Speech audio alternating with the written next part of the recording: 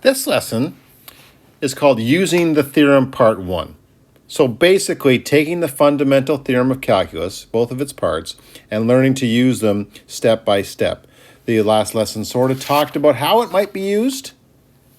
This one delves into the details and really gets to addressing homework type questions and what you need to be able to do. A lot less theory, a lot more practice here. So a quick review of the fundamental theorem of calculus part 1. If f is continuous on a to b, then the function f at x equals integral of a to x f at t dt has a derivative at every point, and if we want to take its derivative, the derivative is just f at x. So some things to note about this. This is the part we're going to use right here. When we want to take the derivative of some integral like this, as long as this thing here is an x, important point, and this point at the bottom here is just some constant, some number, then the answer is just this f with this x subbed in. Where does that come from? Well, it comes from the idea that how much does the area of a function increase by as the x gets larger? Well, it increases by whatever the function value is at that particular x value. So you're adding on these little strips that have height f at x. So let's see it in action. And this application of this can be pretty straightforward as long as what you're given follows the rules that I was just showing there. So for instance, if the function is y equals integral of 7 to x of 3t squared plus 5 dt. Let's see if it's ready to be able to use the fundamental theorem of calculus part 1. It's an integral, yes, that's what we need, is we want to be taking the derivative of an integral. The upper limit of summation has to be x, and it is here. The upper limit of summation is x. And the lower limit of summation has to be some constant, which it is here. It's a 7. And then, so if that's all true, those are the only two qualifications you really need, are those two limits of summation, then when you take the dy by dx, all you do is write the function you see inside and sub in x. 3x squared plus 5. That is, if you wanted to find how much the area is changing of this particular integral of this particular area, how much will you be adding on? Well, you'll be adding on a little strip that has value 3x squared plus 5 of its y. Here's another one. Let's just check if it follows the setup that we need to use the fundamental theorem of calculus part 1. Is the upper limit of summation x? Yes, it is. Is the lower limit of summation some constant? Yes, it is. It's a 15 this time. And if those qualifications are met, then we can easily do dy dx. Basically, the derivative cancels out the integral here, just to say it a different way than I said in the previous question. And so we just find the derivative here by canceling out the integral and subbing in the x value. That simple an application. Now notice these answers both came out to the same thing. This leads us to a conclusion that the lower limit of summation does not affect the answer here. It does not matter what constant you use there. As long as it's a constant, it doesn't affect the final answer that you get. Also, that the other thing is that the label on your horizontal axis doesn't matter. If you're using t's or if you're using r's, that's not going to affect the area of the curve that you get just because you change the name of the variable. So the name of the w variable doesn't matter here, and where you're finding the area from doesn't matter here. A little picture to help understand why the lower limit doesn't matter. Say you've got some function, and it starts at 2, and it goes along like that. And you want to know how much, if I go a little more than this x here, how much area am I adding on? Well, I'm adding on whatever that amount is there. And that doesn't matter if you're coming from 2 or you're coming from 5, you're still adding on the same amount there. So that's why that lower limit doesn't really matter. It doesn't matter where you're coming from, it only matters what you're adding on at the end of the function there. So if that is clear, the rest of this is just details and weird situations, right? And we have to be able to handle weird situations. I'm not saying that's easy. In fact, the hard parts are now coming, is what happens if they sort of change the rules on us? Can we still survive? So this one changes the rules a little bit. It says, okay, what about y equals integral x to 12? Does this follow the rules we need to get set up here? And no, it doesn't, because the upper limit of summation is not x, and the lower limit of summation is not some constant.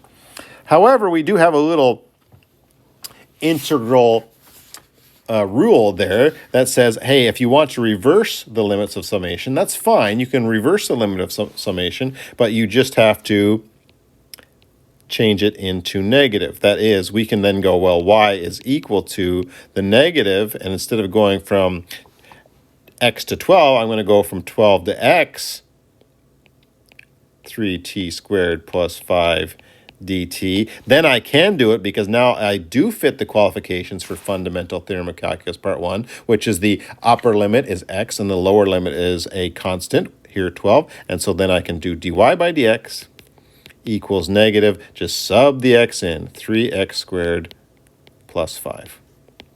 And so how much are we adding on to the area? Whatever that value is, but we're going in reverse, so we need that negative out there.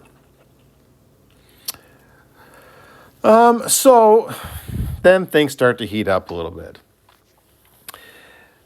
We'll walk through this very carefully.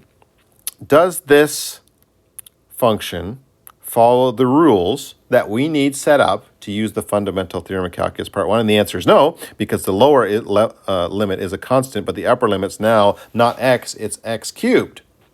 So we got a little trick to handle that. We're going to go let u equal x cubed.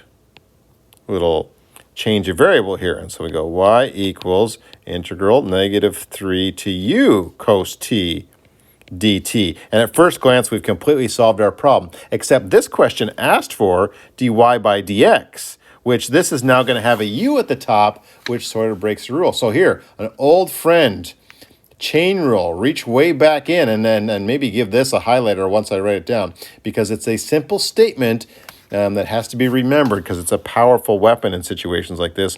We want to find dy by dx, but we've got a u involved, so we're first going to go dy by du, and then after that we'll multiply by du dx. It's a statement of the chain rule.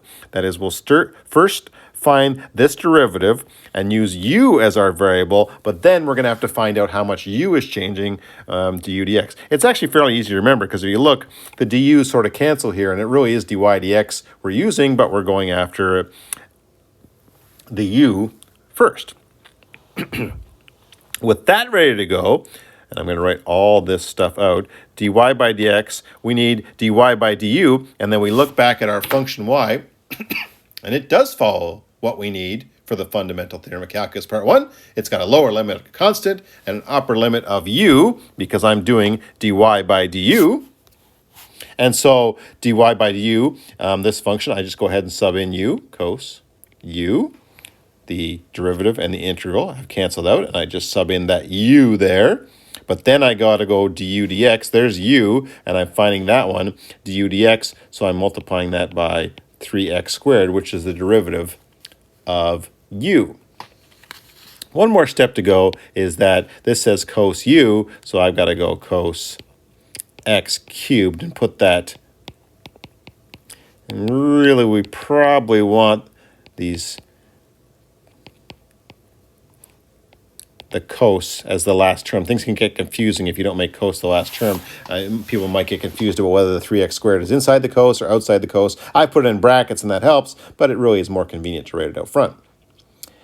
Now, if you're really watching, you might go, well, if it really is chain rule, can I not just jump from that initial line to the last line? And I say beware, you can.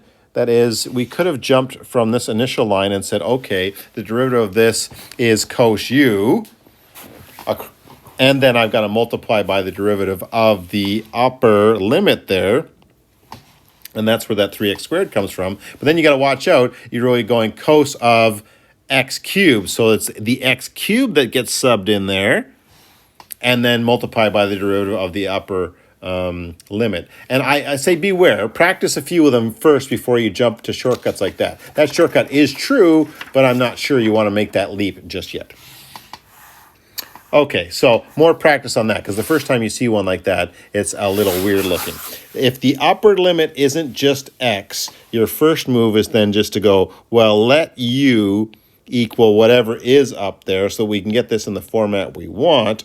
And so then y is integral of 7 to u 2t cubed plus 12t squared plus 3. That's all fine so far. Then we need this little chain rule statement that, yes, we want dy dx. To get there, we're going to have to use dy du because we've got a u as the variable in this particular integral, and then I'm going to multiply that after by du dx.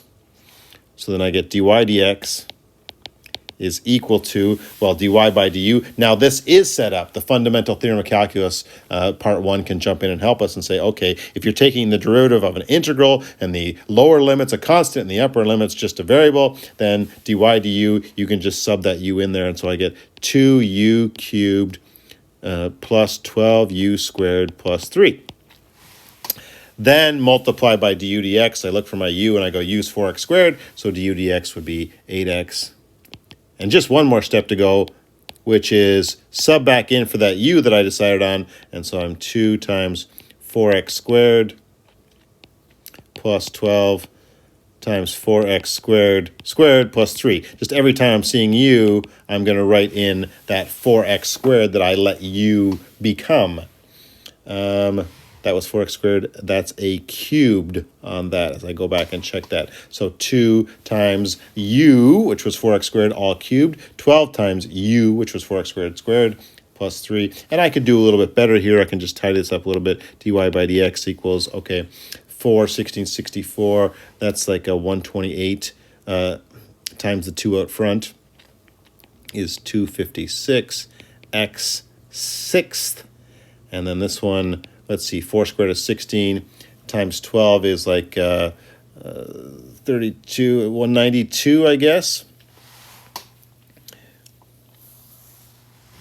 And then I get x to the 4th plus 3, and then there's an 8x out here. I mean, you could multiply the 8x in, but I think it's sort of factored the way it is. So I don't know if we want to get in the habit of multiplying these things in when they're already partially factored. So, you know, that'll be good enough for us as we move forward on these. Okay, so now reverse gears and go back, and we're just going to try and review the trick we saw earlier, which is this next function is y equals integral x to 5. Well, that's not going to work. For the fundamental theorem of calculus, we need integral 5 to x. We need the upper limit to be the x. And so instead of it being positive now, it's negative. And then if I want to do dy by dx, this one's all set up and ready to go. I'm just subbing in the x, and I get negative 3x sine x. So the derivative and the integral cancel out there. Or the other way to say it is, how much is the area changing as x changes? It's just changing by whatever the y value is when you sub in x. Okay, well, then it heats up from there. Look at this. Y equals 2x to x squared 1 over 2 plus e to the t dt, and we want to find that derivative. Well, this is not set up at all to use the fundamental theorem of calculus because it doesn't have a lower limit that is a variable, or sorry, that is a constant. It's a variable here. And so that's a really big problem, and this is really going to take some thinking to be able to handle what's going on there. And so a little diagram to maybe help. The idea that I'm going to use here is that we have some integral from some 2x to some x squared. You know, I don't even know what these x values are, and you got something you're trying to find the area under. And all I'm going to use is over here somewhere is the number 0. And so I'm going to add a bigger area here and just say, okay, I don't know exactly what this function does. But if I want to find this area here between x squared and 2x, I can say, oh, well, that area is actually made up of the integral of 0 to x squared. So this big area you see in the picture. Subtract that little not shaded area in off the side, so the integral from 0 to 2x.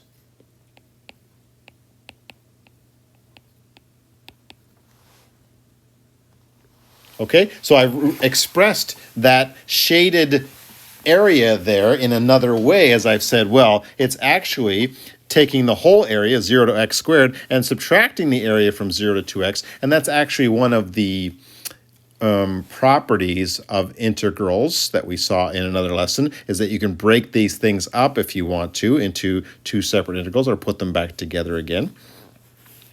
And so if I've got it like that now, it's a lot closer, and I want to take this shortcut for a test drive. Because maybe some people, all that U subbing and everything sort of is confusing, and they'll like this better. I don't know if you like it better. Maybe you want to take this one and use the U substitution I did earlier.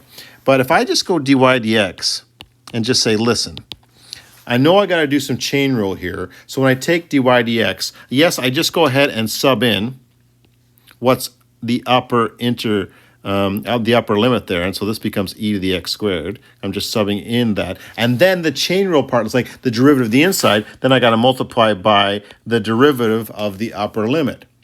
So I know some people, as soon as they see that, are like, oh, well, I get that a lot better. That's a lot more convenient than the stuff you were doing earlier.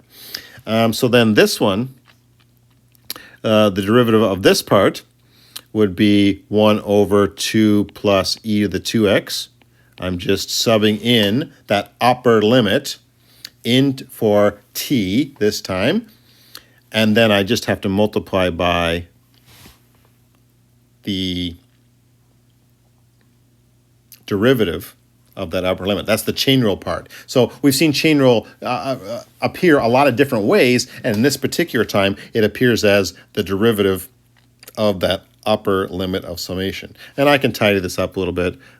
So dy by dx equals, well, I'm going to common factor out the, a 2 on the top. Ooh, that's kind of fun. A 2, and then a 2 plus e to the 2x on the bottom. And what am I left with after I factor that out? I think I get x minus 1. Let me just check that. 2 times x is 2x, 2 times 1 is negative 2, and then they both had, oh, they're not the same. Look, it's e plus 2 plus x squared and 2 plus e to the 2x. No, they're not the same on the denominator there, so that's not going to work at all. Well, hang on. I can still do the common factor of 2, but it's not going to be the same in both pieces there. So common factor of 2, and this first one becomes x over 2 plus e to the x squared, and this second one becomes minus 1 over 2 plus e to the 2x, and those things are different there.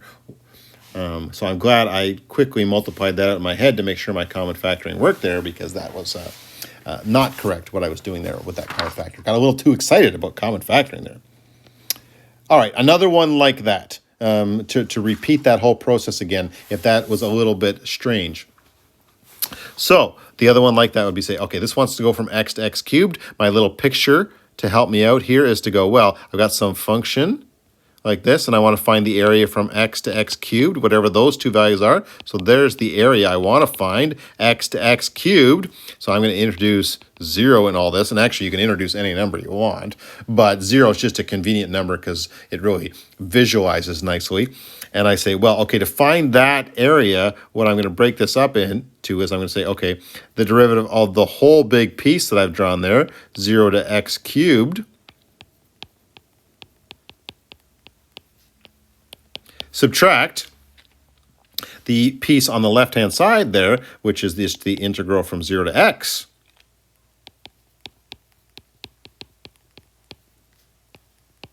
Like so.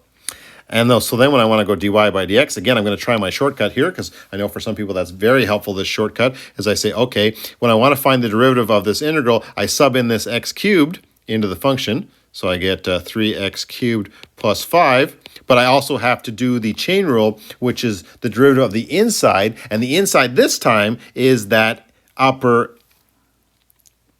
limit of summation there. So 3x squared, not 3x cubed. Fix that up there. So the derivative of the upper limit there. And then subtract, okay, the derivative of this one, I just sub the x in. Oh, this one's no problem. That we wouldn't even need any u substitution if that's the way you decide to do these things, is I just sub in the x there. Okay? Now, this is a tricky little different type of question. It says determine a function y equals f at x where the derivative will be tan x and satisfies the condition f at 3 equals 5. Well, okay, we'll deal with the f at 3 equals 5 a little bit later. But what I want to start off with is going, apparently there is some function out there where the derivative is tan. Well, we didn't run into anything where the derivative was tan before, so there's no easy memorization here. So I'm going to try and build it using what we've been doing so far. That is, if I go and make a function y equals some integral, and inside that integral is tan, and here I'm going to use tan of t, but you could use any dummy variable there, then this will work out that its derivative will be tan of x as long as this upper limit of summation is x. Because when I go to take that derivative, the integral will cancel, and we sub the x in for the t, and I get tan of x. And then you can use, for lower limit of summation, you can use whatever you want. I'm not going to fill it in yet because I want to satisfy this condition over here of f at 3 equals 5. So here's what I'm going to say. I'm going to say, I've got this function here, and as well, it could have some constant here. That is, when I take its derivative, that subbing is going to happen, and I take the derivative of that constant, I'm going to get 0, so I can have any constant I want here. And to make this all work out, what I'm going to do is use a lower limit of summation. I'm going to carefully choose this x value here. And why I chose that is because of what's going to happen next. I propose that this actually works. It fits this. dy by dx equals tan x. So if you take a look at that using the fundamental theorem of calculus that we've been using, part 1, if I take the derivative of that first part, all I do is it fits the qualifications. It's got a constant as its constant as its lower limit, and an x as its upper limit, so I just sub it in. So I'd get derivative tan x. And then I do the derivative of the constant there, and I get 0. So this would work. It's got the right derivative. Now, to get the right initial condition, I chose 3, and you're like, why did you choose 3? Any number would have worked, but I chose 3. And here's why. I'm going to sub in x equals 3, y equals 5, and you'll see the cleverness of choosing 3 as the bottom, as the lower limit of summation, because I get 5 equals integral 3 to 3 of tan t dt plus c. And notice, integral 3 to 3, if you try and do a summation from 3 to 3, you're going to get value 0, and that allows me to come up with a constant that I can use. You see, I didn't need that constant at all if I just wanted to make a function that had dy dx equals tan x. But if I wanted to satisfy this initial condition, f at 3 equals 5, then I do need a constant of 5 to make this all work out. Here's my final function. Integral from 3 to x, tan t dt plus exactly 5. That exact function has derivative tan x, and when I sub in x value 3, I get y value 5. Tricky, tricky question with a cute trick to survive it. Okay, switching over to practicing the fundamental theorem of calculus part 2. And part 2 said if you want to evaluate an integral of a function, find an antiderivative, evaluate it at the upper limit, and subtract evaluate at the lower limit. This lesson takes that as given, and there's an earlier lesson that explains where that comes from. So here's how we use it. If we want to find an integral of any function, all we've got to do is find an antiderivative. That is, we look at 3x squared plus 5, and we try and find an antiderivative of that. That is, whatever I put in the square brackets here has to be something that if I took its derivative, I'd end up with 3x squared plus 5. So you just have to think for a minute. You go, okay, well, if I'm going to get derivative of 3x squared, I must have started with some kind of x cubed deal. So instead of subtracting 1 to exponents, we're adding 1 to exponents. And so then what must have been out front is I take that 3 that's in the exponent and say, well, okay, I'm going to have to take what's ever out there beforehand. I'm going to have to divide it by that 3, and 3 divided by 3 is 1, and so actually it's just x cubed here. Next part. We want the derivative of something to come back out to 5, and so that's 5x. So these just take a little thought, they take a little getting used to, and when they're just exponents, really, you just got to really think about it for a second and go, what would the right exponent be, and then what would the right coefficient be? And so we say we want to evaluate that between 3 and 6. This is our fancy way. This is where we put those limits of summation. We put them outside the square bracket here. You can see over here, that's one way to handle it, is to write the upper and lower limit outside like that. You can also just use a straight line here, but I'll stick to the outside the square brackets method to try and be consistent. And so the fundamental theorem of calculus part 2 says, okay, take the 6 and sub it in. So I go 6 cubed plus 5 times 6. And then subtract from that the value you get when you put 3 into this antiderivative. So it's 3 cubed plus 5 times 3. So I've subbed 6 into the antiderivative, and I've subbed 3 into the antiderivative. And so what I get here in this first bracket is like 216 plus 30, 246. And in the second bracket, that was a 27 plus 15 is 42. And so I get 204. This might be a good time to practice checking these and making sure you know how to put them in your calculator and use that integral function in your calculator. That is, hit the integral and then type in that 3x squared plus 5 and put those two limits of summation in there of 3 and 6. And so just make sure you know how to do that so you can always check these answers to make sure you're getting the right things as you go along there. It can be even faster than checking the back of the book.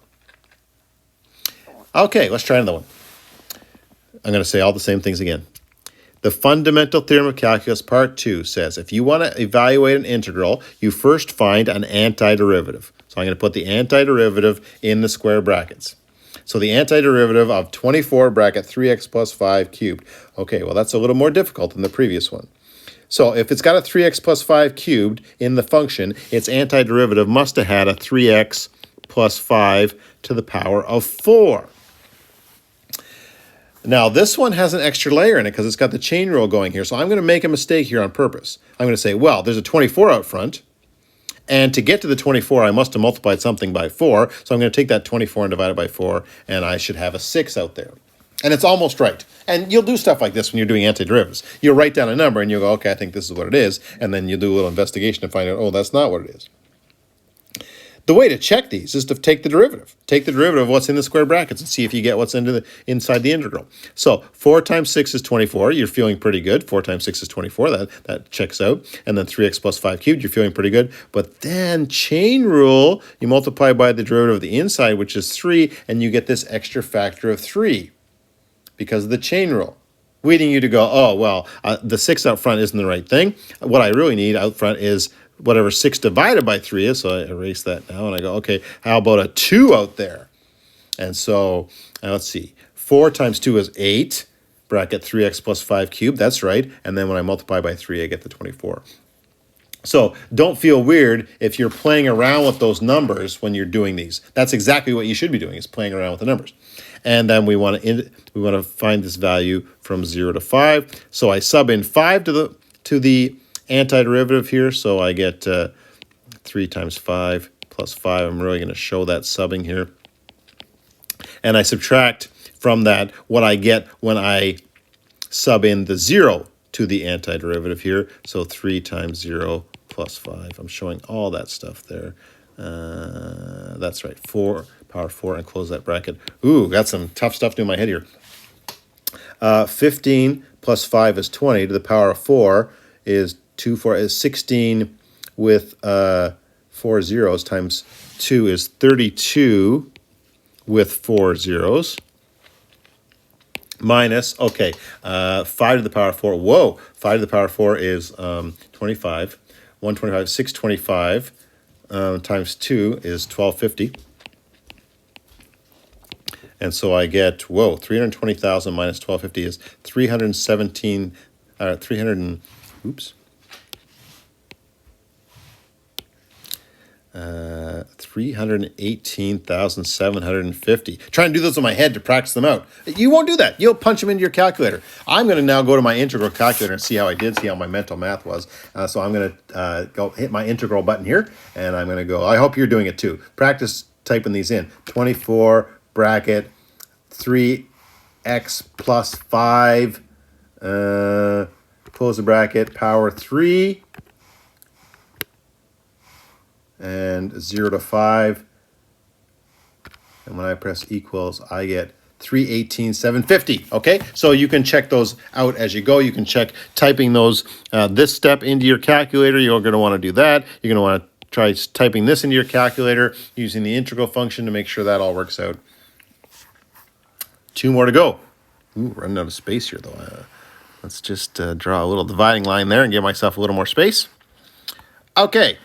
Here are the steps of fundamental theorem of calculus. These are not easy, but they're very repetitive. The procedure is the same every single time. Our job, find an antiderivative. The antiderivative of 3 cos x. So what do you take the derivative of to get cos x? And it's sine x.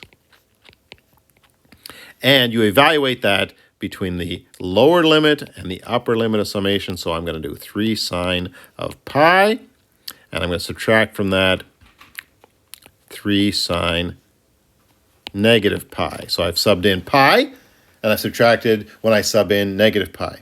Now you notice I've turned it up a notch here. I've done this one a little bit faster to encourage you that once you get a little more practiced at the technique, these don't have to take forever. Now sine of pi, sine of pi, that's reaching back, is 0. Sine of negative pi on the other side is also 0, and so I think I get 0 here. And then I got my calculator ready to go. Okay, so type it into my calculator and see how my mental math on sine of pi was.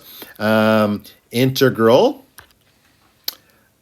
3 cos x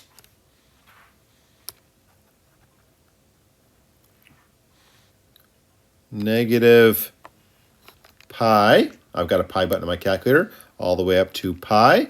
And when I press that in, I get 0. So the net area, again, you're like, how can the area be 0 under there? And whenever you get weird ones like this, just remind yourself to write net area after that so you know that the amount above the y-axis and the amount below the y-axis were equal, and that's how I end up with 0 there. Okay, last one.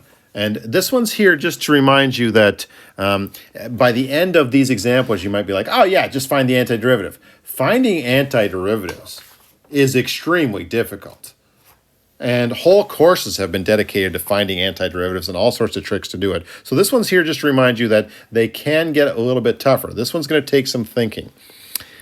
So this one, antiderivative. I see the 3x squared plus 5 in the denominator, and if I'm going to get something in the denominator like that, it's going to have to be ln that's involved.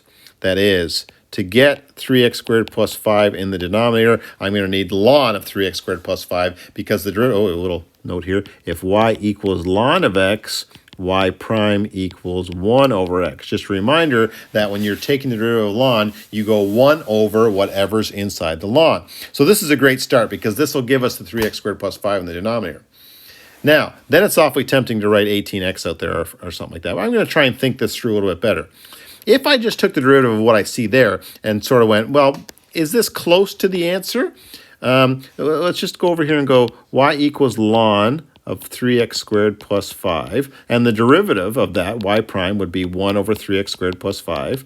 Then chain rule times the inside, which would be 6x, and so that would give us 6x up on the top. We need 18x on the top, so then I just need a 3 out there. So it's awfully helpful sometimes to go over here and just take the derivative of what you have and see how close you are, and then just fix the coefficient. And if you think there's going to be a better procedure than that, there's really not. You got to go over there and just sort of think through these coefficients to get them right.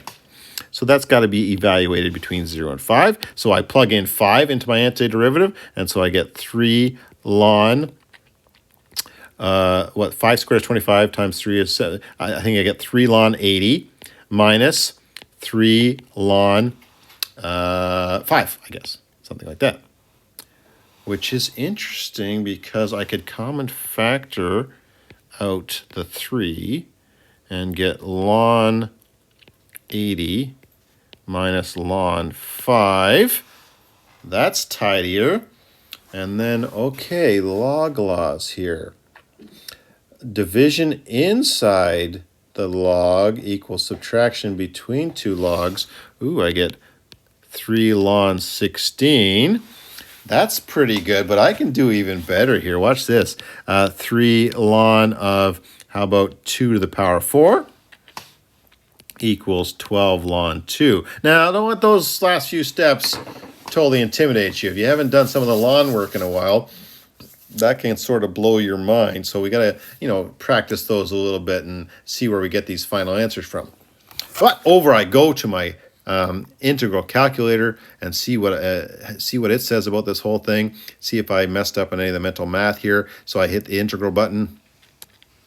My function here is at the fraction button, 18x on the top, 3x squared plus 5 on the bottom, and I need a 0 and a 5, and it comes back and says 8.31777.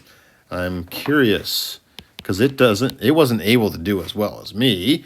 It came up with a decimal, so it's up to something. It's not doing what I'm doing. It's using some kind of Riemann sum to get these answers, which isn't the most optimum way. But I'm going to type in my 12 ln 2 and see if I get the same thing. And I do get the exact same thing. So my 12 ln 2 is very superior because it's an exact answer, not the estimated answer that they did. Okay, these take practice. Don't let them beat you up. Don't get intimidated by this stuff. It really is just very procedural. You just got to try one, try another one, try another one. Text or email me, let me know how it goes, and have a great day.